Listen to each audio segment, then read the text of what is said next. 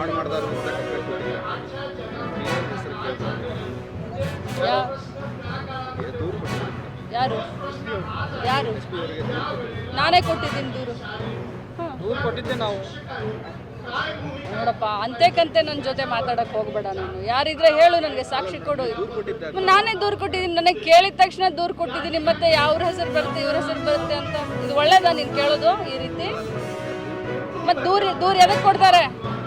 ಎದಕ್ಕೆ ಕೊಡ್ತಾರೆ? ಸಾರ್ವಜನಿಕರಿಗೆ ಅನಾನುಕೂಲ ಆಗಬಾರ್ದು ಅಂತ ದೂರು ಕೊಡ್ತಾರಲ್ಲ. ಒಬ್ಬ ಜವಾಬ್ದಾರಿಯುತವಾದಂಥ ಮಂತ್ರಿ ಸ್ಥಾನದಲ್ಲಿದ್ದು ಅದರಿಂದ ಸಾರ್ವಜನಿಕರಿಗೆ ಅನಾನುಕೂಲ ಆಗಬಾರ್ದು ಅಂತ ದೂರು ಕೊಡ್ತಾರಾ ಅಥವಾ ಅದನ್ನ ನೋಡಿ ಕಣ್ಮುಚ್ಕೊಂಡು ಕೂರ್ತಾರಾ? ಗಡಿಯಲ್ಲಿ ಯುದ್ಧದ ಕಾರ್ಬೋಡ ಆಗ್ತಿರುವಂಥದ್ದು ತಮ್ಮ ಅಭಿಪ್ರಾಯ? ನಾನು ಒಂದೇ ಮಾತನ್ನು ಹೇಳಿದೆ, ಭಾಳ ಕಠಿಣ ಶಬ್ದದಲ್ಲಿ ಹೇಳಿದೆ. ಈ ಉಗ್ರವಾದ ಇದೆ, ಏನು ಅಟ್ಟಹಾಸವನ್ನು ಮೆರೆದಿದ್ದಾರೆ, ಇದರ ವಿರುದ್ಧವಾಗಿ ನಾವೆಲ್ಲರೂ ಒಗ್ಗಟ್ಟನ್ನು ಪ್ರದರ್ಶನ ಮಾಡಬೇಕಾಗಿದೆ. ಅದು ಎಷ್ಟು ಅವ್ರು ಏನು ಮಾಡ್ತಾರೋ ನಾವೆಲ್ಲರೂ ಅವ್ರ ಜೊತೆ ಅರ್ಥ ಏನು ಮಾಡ್ಕೋಬೇಕಂತಂದ್ರೆ ನಮ್ಮ ಮಠಗಳಲ್ಲಿ ನಮ್ಮ ಪರಂಪರೆ, ಹೊರಗೆ ನಮ್ಮ ದೇಶ, ನಮ್ಮ ಜನ ಅನ್ನೋದನ್ನು ನಾವು ಅಳವಡಿಸ್ಲಿಕ್ಕೊಳ್ಬೇಕು. ಜೊತೆಗೆ ನಾವಿನ್ನೆಲ್ಲದಕ್ಕೂ ಕೂಡ ನೀವು ಹಿಂದೂಗಳು ಹಿಂಗೆ ಅಂತ ಬೈಬಾರ್ದು, ಅವ್ರಿಗೆ ಧೈರ್ಯವನ್ನು ತುಂಬುವಂಥ ಕೆಲಸ ಆಗಬೇಕು ಅನ್ನೋದು ನಮ್ಮ ಅಭಿಪ್ರಾಯ.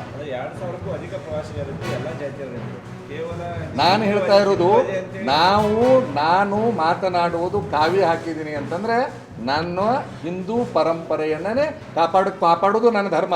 ಉಳಿದದ್ದನ್ನು ವಿರೋಧಿಸ್ತೀನಿ ಅಂತಲ್ಲ. ಆದರೆ ನಮ್ಮವರು ಉಳಿಬೇಕು ಅಂತಂದರೆ ನಾವು ಅವರಿಗೆ ಧೈರ್ಯವನ್ನು ತುಂಬಲೇಬೇಕು. ಇದನ್ನು ನಾವು ಕೇವಲ ಅಲ್ಲ, ಸರ್ಕಾರ ಇದಕ್ಕೆ ಸೂಕ್ತವಾಗಿರುವಂಥ ನಿರ್ಧಾರವನ್ನು ತೆಗೆದುಕೊಳ್ಳೇಬೇಕು. ಇಲ್ಲ ಅಂತಂದರೆ ನಾವು ಕೂಡ ಸಂತರು, ನಾವೆಲ್ಲವನ್ನು ಕಲಿಸಿದವರು. ಹಿಂದೆ ರಾಜಗುರುಗಳು ಶಾಸ್ತ್ರವನ್ನು ಕಲಿಸಿದವರು ರಾಜಗುರುಗಳು, ಶಸ್ತ್ರವನ್ನು ಕಲಿಸಿದವರು ರಾಜಗುರುಗಳು. ಅಂದಮೇಲೆ ನಾವು ಇನ್ನು ಮೇಲೆ ಎಲ್ಲರೂ ಕೂಡ ಒಕ್ಕಟ್ಟಾಗಿ ನಮ್ಮವರನ್ನು ನಾವು ಉಳಿಸಲಿಕ್ಕೆ ಪ್ರಯತ್ನ ಪಡೋಣ.